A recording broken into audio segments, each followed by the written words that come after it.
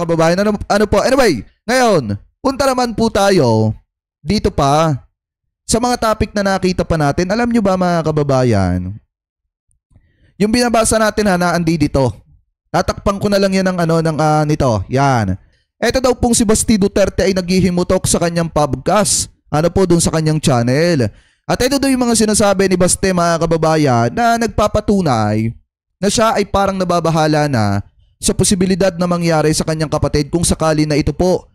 Kung sakali mag-umpisa na yung impeachment trial. Dahil alam naman natin mga kababayan na kapag ka nag-umpisa na yung impeachment trial, lalabas po dyan mga kababayan yung mga bank account ni Sara Duterte. At kapag ka nakita yung mga bank account mga kababayan na talagang sobrang laki na nga pumapasok na pera, dyan po papasok yung mga aligasyon ni former Senator Trillanes na malaki ang posibilidad na totoo mga kababayan. Ano po? So ngayon, basahin po natin etong mga hirit daw nitong si Basti Duterte. Kasi may mga fake news pa tong ginagawa. Napatutunayan natin na fake news po talaga siya.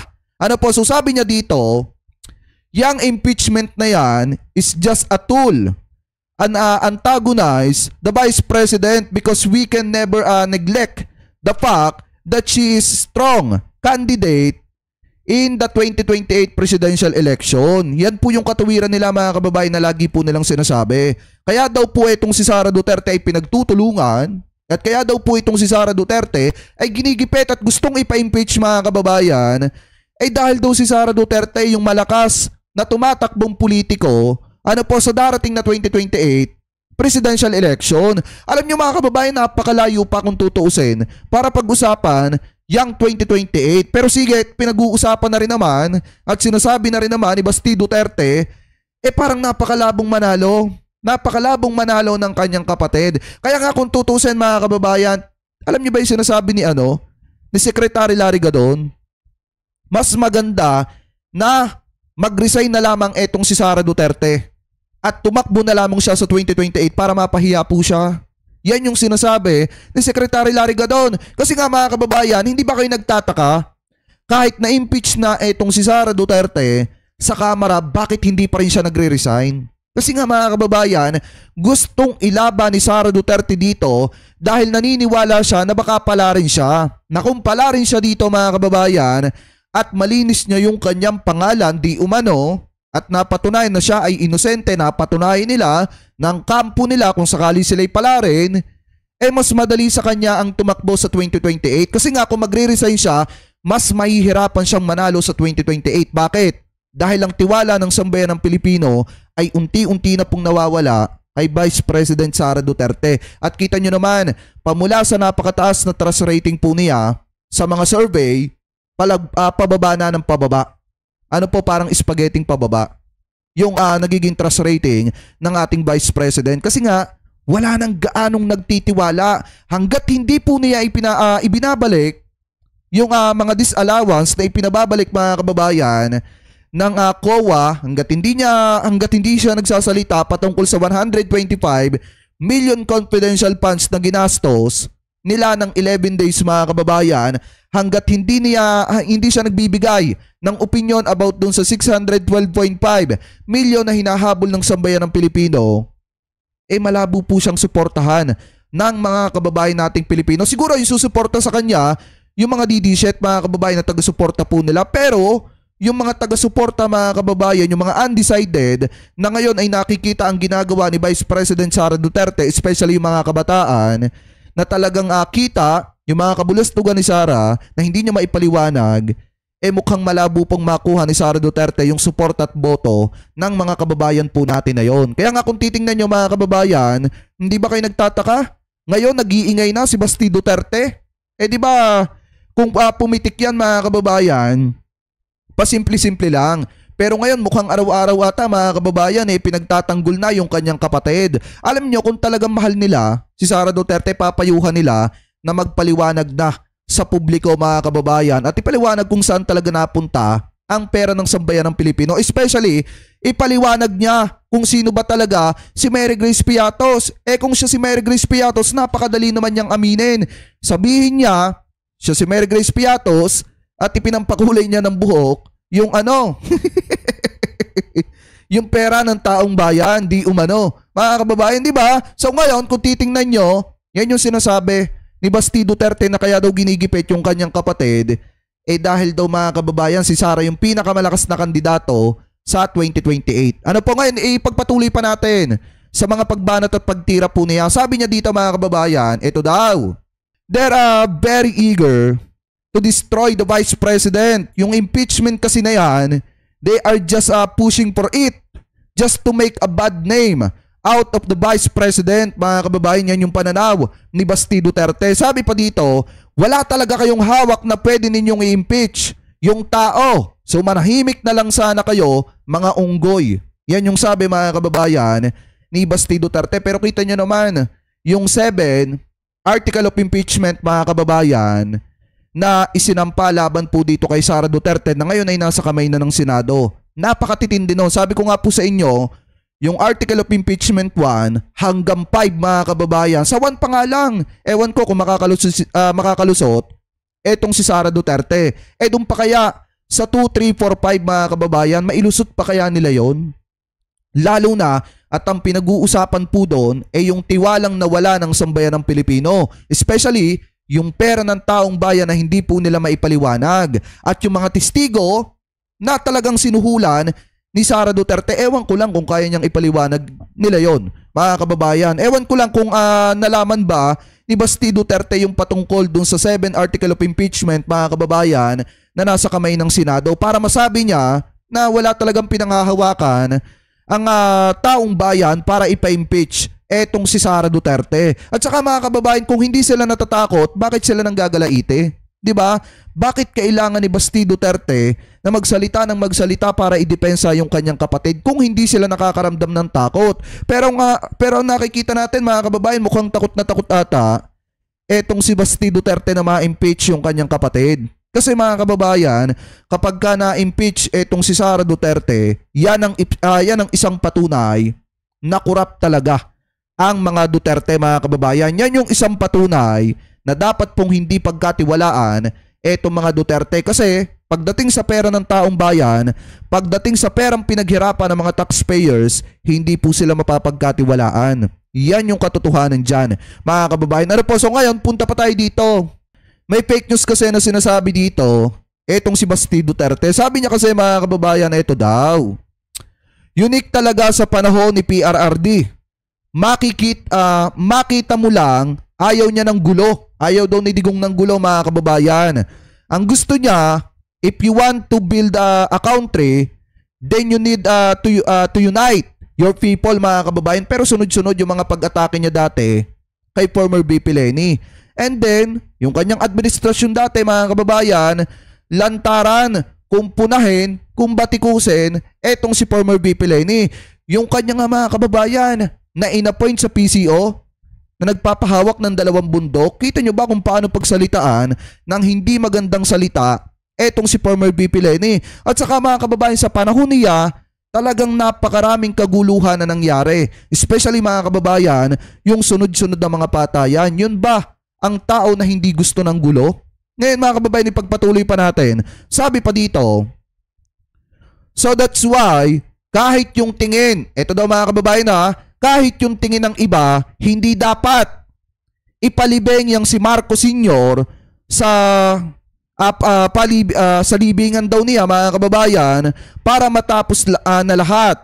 So that we can move forward and build a nation, mga kababayan. Ngayon, kung titingnan nyo, kahit daw hindi dapat na ipalibing sa libingan ng mga bayani, etong si former President Ferdinand Marcos Sr., pinalibing daw po ni Duterte sa libingan ng mga bayani. Pero kung titingnan nyo, mga kababayan, hindi po talaga si Duterte ang nagpalibing dyan. Nagkataon lang kasi na sa panahon po ng kanyang administrasyon na ipalibing etong si Apo Lakay, mga kababayan. Pero kung titingnan natin yung katotohanan dyan, eto kung titingnan ninyo, mga kababayan, sabi dito, ayan eventually, on November 8, the Supreme Court of the Philippines allowed Marcos na ilibing sa libingan ng mga bayani with the votes of 9 over 5, mga kababayan. Ibig sabihin, 9 po yung pumapabor in favor na ilibing sa libingan ng mga bayani etong si Apo Lakay, and then 5 po sa mga taga-Korte Suprema ang hindi po pumapabor. So sabi pa dito,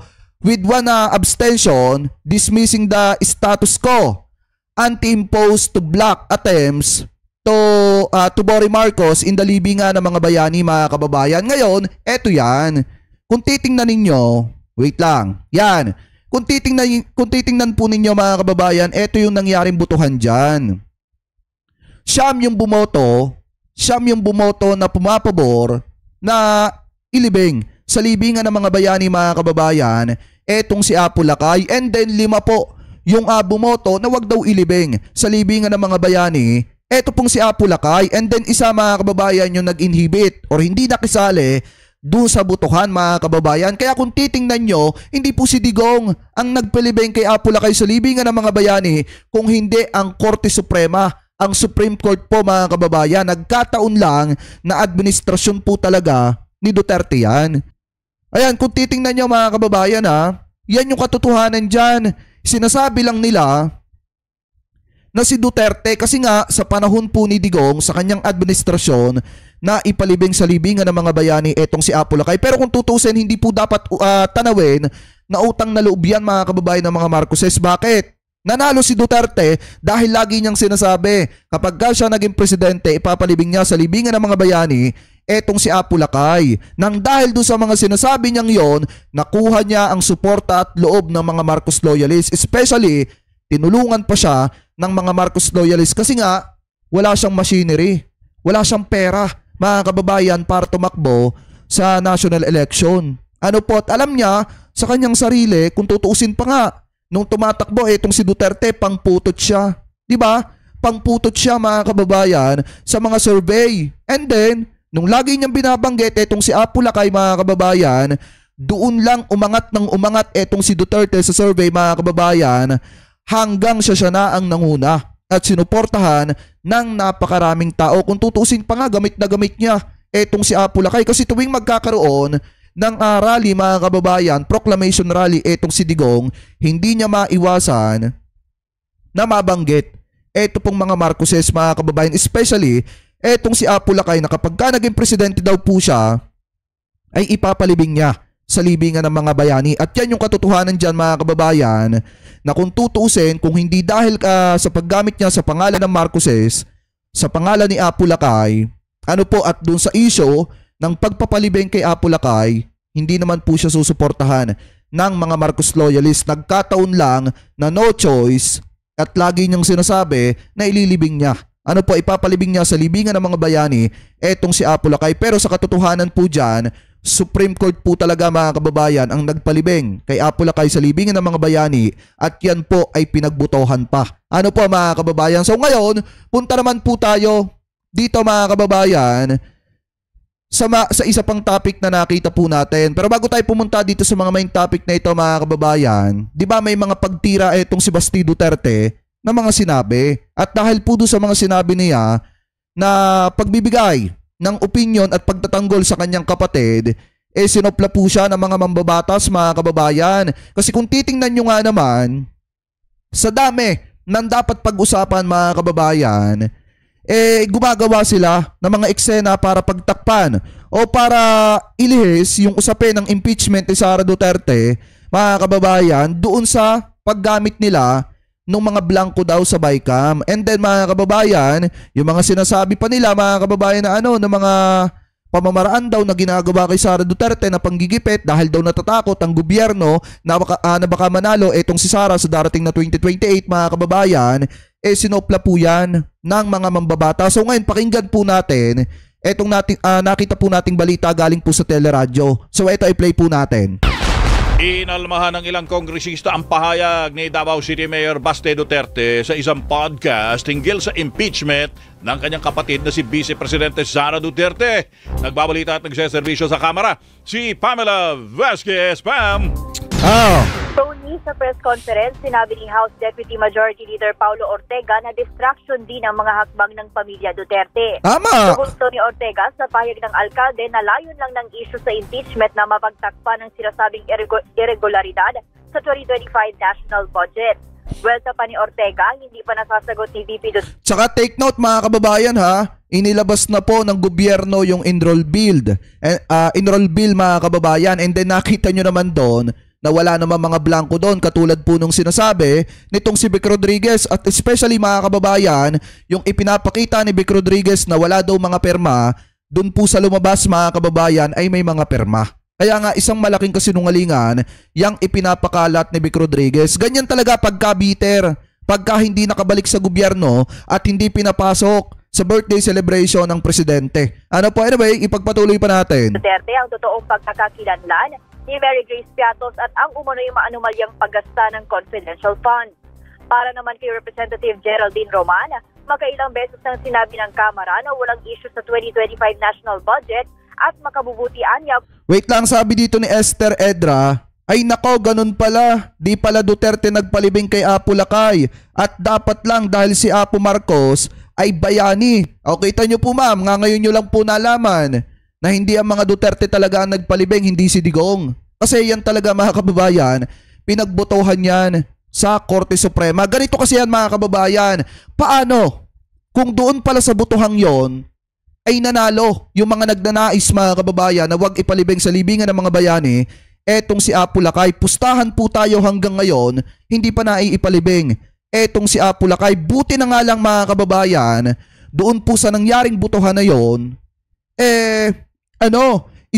etong sina E.S. Bersamin mga kababayan at yung mga taga Supreme Court na may malasakit, ang bumoto na ipalibing sa libingan ng mga bayani, eto pong si Apo Lakay. Alam nyo mga kababayan, kung si Duterte ang nagpalibing niyan, wala nang butuhan. Mga kababayan, pagkasabi ni Duterte, pagkalabas niya mga kababayan ng kanyang kautusan na ipalibing sa libingan ng mga bayani, etong si Apo Lakay, automatic ililibing sa libingan ng mga bayani, etong si Apo Lakay. Kaso ang nangyari, yan po ay pinag-usapan pa, pinagbutuhan pa sa Korte Suprema. Buti na nga lang marami ang pumabor na mailibing sa libingan ng mga bayani etong si Apo Lakay. Ano po, ipagpatuloy pa natin. Kung ipauubayan na lamang ito sa Korte Suprema kung saan nakabinbin ang mga petisyon. Sa serbisyo mo sa Kamara, Pamela Vasquez para sa Teleradyo Serbisyo at Radyo 630. Ayan mga kababayan ha, maliwanag na sinasabi dito na yun daw hakbang ng mga Duterte ay to distract mga kababayan yung mga totoong usapin. Kasi kung tutuusin mga kababayan ha, di ba kayo nagtataka? Maraming dapat ipaliwanag ang mga Duterte. Especially yung hindi nila masagot-sagot na si Mary Grace Piatos. Dapat ipinapaliwanag nila yon sa taong bayan. Kasi mga kababayan, sa totoo lang, ang ginagawa ng mga ito, pinagtatakpan nila yung mga matitinding isyo na hindi po nila masagot, katulad ni Mary Grace Piatos na dapat po ay naiipaalam sa taong bayan. Dahil kung tutusin talaga mga kababayan, yan yung isang bagay na hindi po talaga masagot-sagot ni Sara Duterte, na kapag ka itatanong kay Sara yan, madaling mahuli na nagsisinungaling etong si Sara, kasi nga iniiwasan niya si Mary Grace Piatos. So dapat yan yung mga sagutin nila, hindi yung gagawa sila ng issue para pagtakpan lang etong issue na kinakaharap ng isang miyembro ng kanilang pamilya. Alam nyo kasi mahirap talaga magsinungaling. Ano po, lalo na kung bistado ka na. Mahirap gumawa ng mga isyong pangtakip sa mga matitinding issue, lalo na kapag ang pinag-uusapan ay interes ng mamamayang Pilipino. So ngayon, kung titingnan nyo mga kababayan, ang ipinipilit pa rin dito ng mga mambabatas po natin, dapat ipaliwanag ni Sara Duterte kung sino ba talaga si Mary Grace Piatos. Dapat ipaliwanag ni Sara Duterte kung saan napunta ang pera ng taong bayan bago tayo pumunta. Eto mga kababayan, bago tayo pumunta doon sa mga sinasabi nila na blanco. Ano po, na blanco-blanco doon sa budget ng gobyerno for 2025. Mga kababayan, dapat unahin muna natin ito. Pagkatapos nitong usapin na ito, o di pwede natin pag-usapan sa sunod yon. Ganun lang po kasimple. Hindi yung gagawin nila na pantakip butas etong sinasabi nila ng mga blanco sa budget mga kababayan, sa BICAM report, para wag lang mapag-usapan si Mary Grace Piatos. Ano po, so ngayon mga kababayan, maliwanag naman na sinopla po ng mga mambabatas etong ginagawang hakbang ng pamilyang Duterte, especially ni Mayor Basti Duterte mga kababayan, na yung ginagawa po niya mga hakbang na yan ay layon lamang na pagtakpan etong mga matitinding issue katulad po nitong si Mary Grace Piatos.